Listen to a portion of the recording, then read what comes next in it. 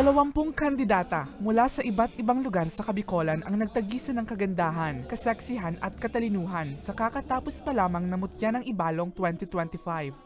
Mula sa opening number, swimsuit competition hanggang sa evening gown competition, hindi na mapigilan ang hiyawan at palakpakan ng mga manonood dahil sa kani-kanilang sinusuportahang kandidata. May kanya-kanya ring gimmick ang supporters, kaya mas naging buhay ang ginanap na Coronation Night kagabi sa Ibalong Centrum for Recreation. Actually, 4 PM pa lang nag-assemble na kami para naman pumunta dito. Ang 4:30 nandito na kaming lahat ng mga taga-Ginubatan to support candidate number 11. Ilan sa mga crowd favorite at humakot ng award ay sina candidate number 18, candidate number 5, candidate number 1 at candidate number 9.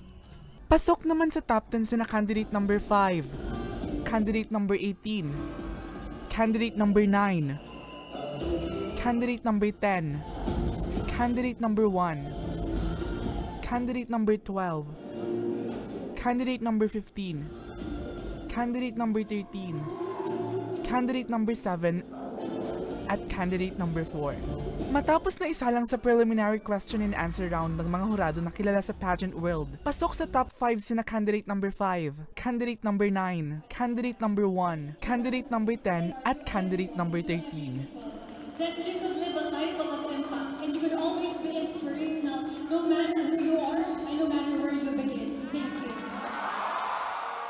Sa huli, itinanghal na third runner-up si candidate number 10, second runner-up naman si candidate number 1, at first runner-up naman si candidate number 9. Habang itinanghal na Mutya ng Ibalong 2025 Tourism si candidate number 13. Habang nasungkit naman ni candidate number 5, Linel Navidad, ang titulo na Mutya ng Ibalong 2025. I think I am really eyeing to join national competition soon, and I think that through that I could promote Legazpi more and the whole Bicolandia as well. I am really grateful to be crowned as the Mutya ng Ibalong 2025, and what makes me more happy is that beside me are my fellow Queen sisters, so it really makes my heart so full, as in I hope that I made my province proud, and at the same time it's such a dream come true for the little girl, little Linel, who once dreamed to have this moment. Thank you! Inaasahan naman na makakatuwang ng lungsod ang mga nagwaging local beauty queens sa pagpapaunlad ng turismo ng Legazpi. Para sa mga balitang Tatak Bicol, Mel Moral.